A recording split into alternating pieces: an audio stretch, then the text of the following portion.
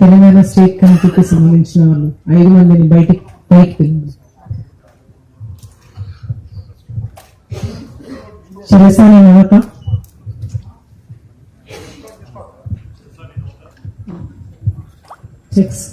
ఉత్తమ్ అనిల్ కుమార్, కాశీపోగు భవానీ, బడిసే ఊరయ్య, వడివి అడిమి.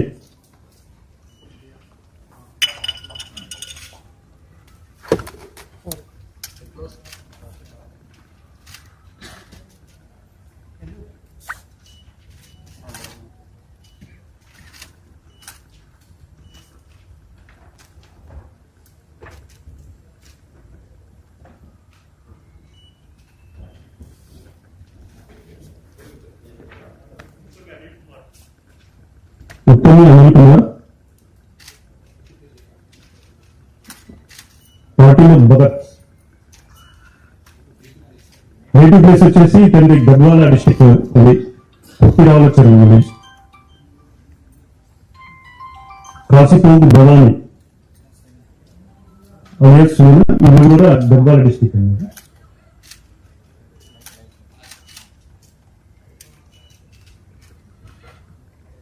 బాడిసే ఊరయ్య ఇటు వచ్చేసి భద్రాద్రి కొత్తగూడెం డిస్టిక్.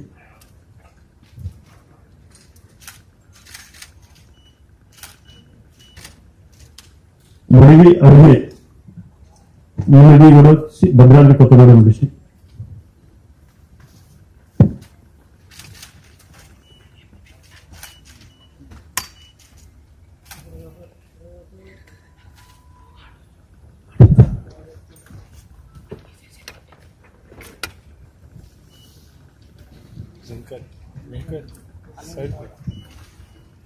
తెలంగాణ రాష్ట్ర ప్రభుత్వం నిషేధిత సంస్థలైన సిపిఐ మావోయిస్ట్ నక్సలైట్లను ఆయుధాలను అడవిని వదిలి జనజీవన స్రవంతిలోకి రండి అని పిలుపునివ్వడం ద్వారా ఈరోజు చాలా మంది నక్సలైట్ తమ ఆయుధాలతో సహా రాష్ట్ర ప్రభుత్వం ముందు, తెలంగాణ ఉన్నతాధికారుల ముందు లొంగిపోవడం జరిగింది. ఈ కార్యక్రమంలో ప్రధానంగా తెలంగాణ డీజీపీ శివధర్ రెడ్డి గారు, ఐజీ సుమతి గారు, బ్రాండ్ అడిషనల్ డీజీ అనిల్ కుమార్ గారు, additional DG intelligence Vijay Kumar గారు, వివిధ హోదాలలో ఉన్న పోలీస్ అధికారులు ప్రత్యేకమైన కృషి చేసి నక్సలైట్లకు ఒక నమ్మకాన్ని కలిగించి ఈ ప్రభుత్వము వాళ్ళ ప్రాణాలకు ఎలాంటి హాని కలగకుండా వాళ్ళ ఆరోగ్య భద్రత విషయంలో, ఆర్థిక వెసులుబాటు విషయంలో జనజీవన స్రవంతిలో కలిసిన తర్వాత వాళ్ళకు జీవించడానికి అవసరమైన వసతులను ఏర్పాటు చేయడంలో ప్రభుత్వం సంపూర్ణంగా సహకరిస్తుంది. ప్రభుత్వం వాళ్ళను ప్రత్యేకంగా గుర్తిస్తుంది అని ఒక నమ్మకం కలిగించి ఈనాడు ఈ 130 మంది నక్సలైట్ల సరెండర్ కార్యక్రమంలో ఈ అధికారులు ప్రత్యేకమైన కృషి చేసిండు. ముఖ్యంగా శివధర్ రెడ్డి గారిని, ఐజీ సుమతి గారిని తెలంగాణ రాష్ట్ర ప్రభుత్వం తరఫున నేను అభినందిస్తున్నా. ప్రపంచంలో ఎక్కడైనా శాంతియుత మార్గాల ద్వారానే ప్రజా సమస్యలకు పరిష్కారం దొరుకుతుందని బలంగా విశ్వసించే దేశము భారతదేశం. రవి అస్తమించని సామ్రాజ్యం ఉన్న బ్రిటిషర్స్ కు వ్యతిరేకంగా మహాత్మా గాంధీ గారు శాంతియుతమైన పోరాటం ద్వారా ఒక యుద్ధాన్ని గెలవడమే కాకుండా ఒక దేశానికి స్వతంత్రాన్ని అందించిన గొప్ప చరిత్ర కలిగిన దేశం భారతదేశం. హింసతో, సాయుధ రైతాంగ పోరాటాలతో లేకపోతే ఆయుధాలతోనే పోరాటం చేస్తే స్వతంత్రం వస్తుంది, సమస్యలకు పరిష్కారం అవుతుందని భావిస్తున్న తరుణంలో మహాత్మా గాంధీ గారు ఒక శాంతి మార్గాన్ని ఈ దేశానికే కాదు ప్రపంచానికి అందించింది. ఎంత పెద్ద సమస్యకైనా చర్చలే పరిష్కారం. దేశంలో ఉన్న ప్రజల మధ్య, జాతుల మధ్యనే కాదు, ఇరు దేశాల మధ్య యుద్ధ వాతావరణం కమ్ముకున్నప్పుడు కూడా ఆ దేశాల మధ్య చర్చలు జరిగి శాంతియుతంగా సమస్యని పరిష్కరించుకుంటున్న పరిస్థితులు ఈ రోజు ప్రపంచ దేశాలలో మనం చూస్తున్నాం.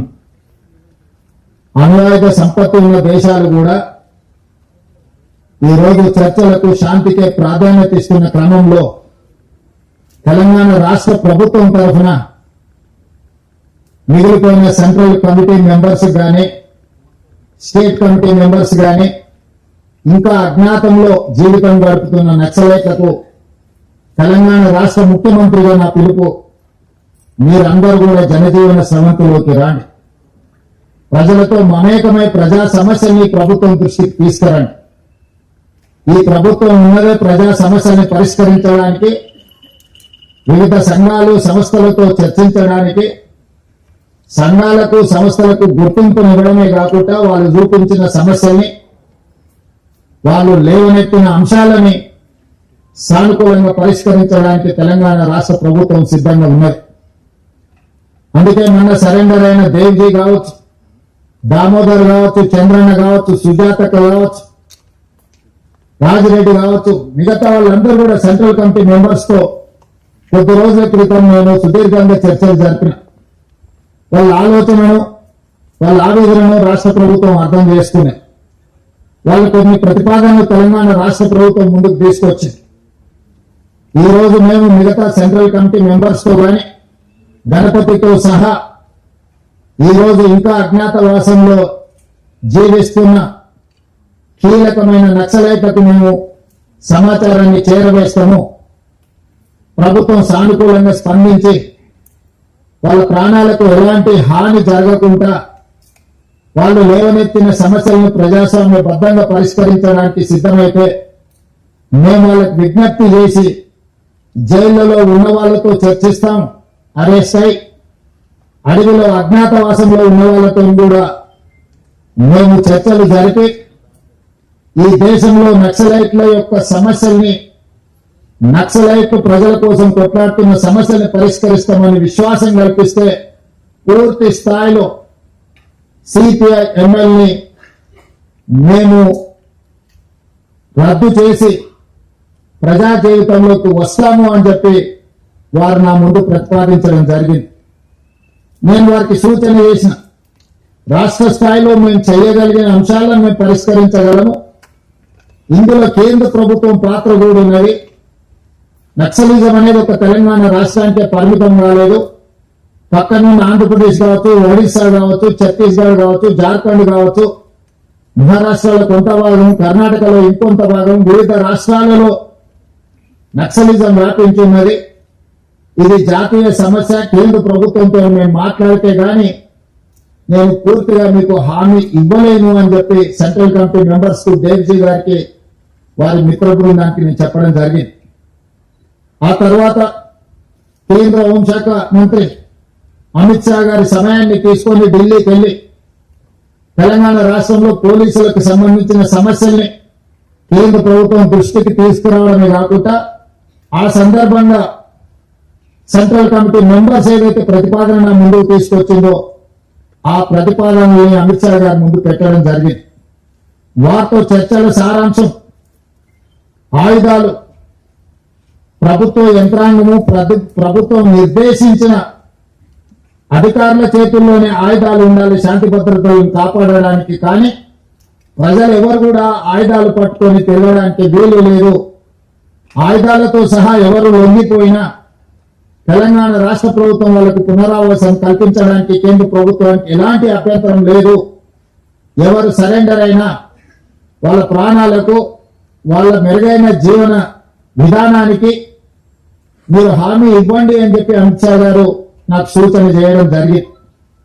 అమిత్ షా గారితో మాట్లాడిన తర్వాత నక్సలైట్ నాయకులతో వివిధ హోదాలలో ఉన్న వాళ్ళతో మాట్లాడితే ఈరోజు 130 మంది నక్సలైట్లు ఛత్తీస్గఢ్ కు సంబంధించిన వాళ్ళు కావచ్చు, తెలంగాణ కావచ్చు, ఆంధ్రప్రదేశ్ కు సంబంధించిన వాళ్ళు ఈ రోజు వాళ్ళ చేతుల్లో ఉన్న ఆయుధాలతోటి ఈ రోజు వాళ్ళు సరెండర్ అవ్వడం, అందులో 124 అత్యంత ఆధునికమైన ఆయుధాలతో ముఖ్యంగా 31 AK-47లు, SLRలు, ఇతర అధునాతనమైన ఆయుధాలు, విదేశాలలో తయారైన అధునాతనమైన ఆయుధాలు, 7,000 బుల్లెట్లు, బుల్లెట్ ద్వారానే ప్రజా సమస్యల్ని పరిష్కరిస్తామన్న వాళ్ళు ఈ రోజు బ్యాలెట్ ద్వారా ప్రజా సమస్యల్ని పరిష్కరించడానికి ముందుకు వచ్చి ఈ రోజు ఇక్కడ ఈ వేదిక ముందు ఉన్న 130 మంది నక్సలైట్లు ప్రభుత్వం యొక్క పిలుపు మేరకు ఈ రోజు సరెండర్ అవ్వడం జరిగింది. పాత్రికేయ మిత్రులు, ఉన్నతాధికారుల సమక్షంలో వాళ్ళు సరెండర్ చేసిన ఆయుధాలను మీరు చూసి AK-47 SLR, 303 rifles, 9mm pistols, ఇతర ఆయుధాలు, 7,000 బుల్లెట్లు ఈ రోజు సరెండర్ అయ్యే సందర్భంగా వీళ్ళు ప్రభుత్వానికి అప్పచెప్పడం జరిగింది. నాకు తెలిసినంత వరకు దేశంలో ఇంత పెద్ద ఎత్తున ఆయుధాలతో నక్సలైట్లు సరెండర్ అయిన సంఘటన ఇదే అతిపెద్దదని నేను భావిస్తున్నా. మా ప్రభుత్వం 2024 తర్వాత 721 మంది నక్సలైట్లను, దాదాపుగా 250కి పైగా ఆయుధాలను నక్సలైట్లు సరెండర్ అయినప్పుడు ప్రభుత్వానికి అప్పగించడం జరిగింది. సరెండర్ అయిన నక్సలైట్ల చట్ట పరిధిలో వాళ్లకు ఏవేవైతే రివార్డ్స్ ఉన్నాయో, రిహాబిలిటేషన్ కు సంబంధించి ప్రభుత్వం ఏదైతే హామీ ఇచ్చిందో వాటన్నిటిని అమలు చేస్తాం.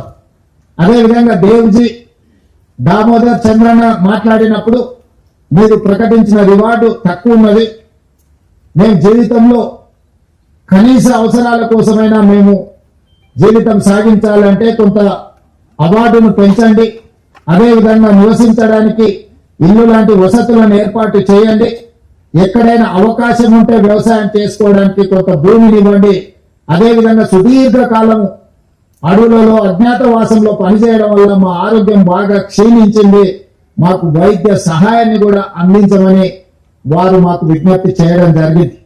అందుకే ఈనాడు తెలంగాణ రాష్ట్ర ప్రభుత్వం తరఫున లొంగిపోయిన నక్సలైట్ల యొక్క ఆరోగ్యానికి ఒక ఆరోగ్య భద్రత కార్డు వాళ్ళకు ప్రత్యేకంగా ఇవ్వడమే కాకుండా నిమ్స్ లాంటి ఆసుపత్రిలో వాళ్ళకి పూర్తి స్థాయిలో వైద్యాన్ని అందించి వాళ్ళకు మెరుగైన వైద్యాన్ని అందించే బాధ్యత తెలంగాణ రాష్ట్ర ప్రభుత్వం తీసుకుంటుంది అని చెప్పి ఈ రోజు నేను తెలియజేస్తున్నా.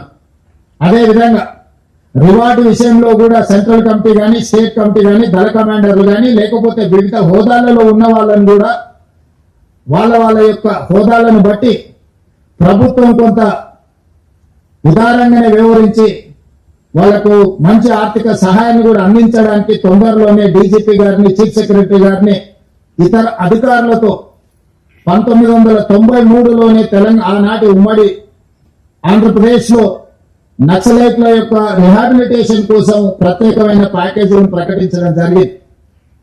అందుకే ఈ రోజు దాదాపుగా 30 సంవత్సరాలలో వివిధ సందర్భాలలో వాళ్ళకి ఇచ్చిన నగదు గాని ఇతర వసతులను ఇంకా మెరుగ్గా వాళ్ళకి అందించేటట్టు ఈరోజు చీఫ్ సెక్రటరీ, డీజీపీ గారు ఇతర అధికారులతో మాట్లాడి నగదును కూడా పెంచే ప్రయత్నం చేస్తాం. తెలంగాణలో ఉన్న అందరికీ ఇందిరమ్మ ఇల్లు కేటాయించడమే కాకుండా ఎక్కడైనా వాళ్ళకి ఇల్లు కట్టుకోవడానికి స్థలం లేకపోతే వాళ్ళ సొంత గ్రామాలలో ఇంటి స్థలాన్ని కూడా రాష్ట్ర ప్రభుత్వం కేటాయించి వాళ్ళు ఇల్లు కట్టుకోవడానికి కూడా రాష్ట్ర ప్రభుత్వము వాళ్లకు సహకారాన్ని అందిస్తుంది. భూమి విషయంలో కొంచెం గ్రామాలలో ఈరోజు భూములు అందుబాటులో లేవు కాబట్టి భూ కేటాయింపు విషయంలో నేను ఇప్పుడు ఎలాంటి మాట చెప్పలేను. ఉండడానికి ఇల్లు, మెరుగైన వైద్యము, అదేవిధంగా వాళ్లకు నగదు బహుమతి, వీటన్నిటిని కూడా వాళ్ళకు అందించి సమాజంలో ఒక ఆత్మ గౌరవంతో కూడిన జీవన విధానాన్ని కొనసాగించడానికి రాష్ట్ర ప్రభుత్వం సంపూర్ణంగా సహకరిస్తుంది. ఇవన్నీ ఏర్పాటు చేసే ముందు రాష్ట్ర ప్రభుత్వం చెబుతున్న ఒకే ఒక అంశం, ఈ రాష్ట్రంలో హింస కుదరదు. హింస ద్వారా సమస్యలకు పరిష్కారం దొరకదు. హింసకు పాల్పడిన ఆయుధాలను తమ చెంత పెట్టుకున్న చట్టపరంగా ప్రభుత్వం వ్యవహరిస్తుందని అమిత్ షా గారు చెప్పడం జరిగింది. ఈ రోజు రాష్ట్ర ప్రభుత్వంలో ఉన్న సంస్థలే కాదు, కేంద్ర ప్రభుత్వానికి సంబంధించిన సంస్థలు కూడా ఈ యాంటీ నక్సల్స్ ఆపరేషన్స్ లో పాల్గొంటున్నారు. వీళ్ళకి సంబంధించిన సమాచారాన్ని కూడా ఎన్ఐఏ లాంటి సంస్థలు సంక్షిప్తంగా ఎక్కడికక్కడ సమాచారాన్ని సేకరిస్తున్నారు. ఆ సంస్థలు కూడా కఠినంగా వ్యవహరిస్తాయి. కాబట్టి ఈ రోజు అజ్ఞాతవాసంలో ఉన్న నక్సలైట్లకు నా సూచన, విజ్ఞప్తి, నా పిలుపు ఒక్కటే, మనమందరం ప్రజాస్వామ్యంలో ప్రజాస్వామ్యబద్ధంగా ప్రజా సమస్యల్ని పరిష్కరించుకుందాం. తెలంగాణ రాష్ట్ర ప్రభుత్వం ఎల్లవేళలా మీతో చర్చించడానికి సిద్ధంగా ఉంది. అందుకే ఆయుధాలతో సహా మీరు ఈ రాష్ట్ర ప్రభుత్వం యొక్క పిలుపు మేరకు మీరు సరెండర్ అవుతే అన్ని రకాలుగా తెలంగాణ రాష్ట్ర ప్రభుత్వం మీ బాగోగులను చూసుకుంటుంది. కేంద్ర ప్రభుత్వానికి కూడా నేను విజ్ఞప్తి చేసిన, అమిత్ షా గారు కూడా తెలంగాణ రాష్ట్ర ప్రభుత్వానికి స్వేచ్ఛ ఇచ్చిందో, ఆరోగ్యం విషయంలో, ఆర్థిక వెసులుబాటు విషయంలో, నివసించడానికి ఇంటి స్థలము, ఇల్లు నిర్మాణానికి ఆర్థిక పరమైన సహాయంలో కూడా మమ్మల్ని స్వేచ్ఛగా ముందుకు వెళ్ళమని అమిత్ షా గారు చెప్పింది మొన్న జరిగిన చర్చల సందర్భంగా. అందుకే కేంద్ర ప్రభుత్వం సూచన మేరకు తెలంగాణ రాష్ట్ర ప్రభుత్వం విజ్ఞప్తి చేస్తుంది. ముప్పాలపు లక్ష్మణరావు గారు అలియాస్ గణపతి గారితో సహా, ఎందుకంటే కొండపల్లి సీతారామయ్య గారి తర్వాత నక్సలిజంలో అంత గుర్తింపు, ప్రజల యొక్క గుర్తింపు ఉన్న వ్యక్తి గణపతి గారు. 75 సంవత్సరాల పైగా వారి వయసు ఉండొచ్చు. వారి ఆరోగ్య పరిస్థితి కూడా బాగలేదని మా అధికారులు నాకు చెప్పడం జరిగింది. వారి ఆరోగ్యానికి, వారి ప్రాణానికి వారు సరెండర్ అవుతే తెలంగాణ ప్రభుత్వం పూర్తిగా రక్షణ కల్పిస్తుంది. వారితో సహా సెంట్రల్ కమిటీ గాని, స్టేట్ కమిటీ గాని వివిధ హోదాలలో అజ్ఞాతవాసంలో ఉన్న నక్సలైట్లను జనజీవన స్రవంతిలోకి రాండి అని చెప్పి తెలంగాణ రాష్ట్ర ప్రభుత్వం పిలుపు ఇస్తుంది. ఈ పిలుపు ద్వారా ఒక మంచి పరిణామం తెలంగాణ రాష్ట్రంలో జరగాలి. ఈ రోజు సాధించుకున్న తెలంగాణను పునర్నిర్మించుకుందాం. మీరందరూ కూడా జనజీవన స్రవంతిలోకి రండి. తెలంగాణ పునర్నిర్మాణంలో భాగస్వాములను కాండి. గ్రామీణ ప్రాంతాలలో, తండాలలో, గూడాలలో, మారుమూల పల్లెల్లో, అటవీ ప్రాంతంలో ఉన్న గిరిజనుల యొక్క హక్కులను, అక్కడ వాళ్ళ ఆర్థిక స్తోమతను పెంచడానికి ఈ ప్రభుత్వం కట్టుబడి ఉన్నది. ఈ ప్రభుత్వం అన్ని వసతులను ఏర్పాటు చేస్తుంది. కాబట్టి సరెండర్ కావాల్సిందిగా, ఆయుధాలను చెప్పాల్సిందిగా ప్రభుత్వం ఇచ్చిన పిలుపుతో మీరు ముందుకు వస్తారని మా ప్రభుత్వం ఆశిస్తున్నది. आज पत्रकारों से मैं एक ही बात कहना चाहता हूं। कुछ दिन पहले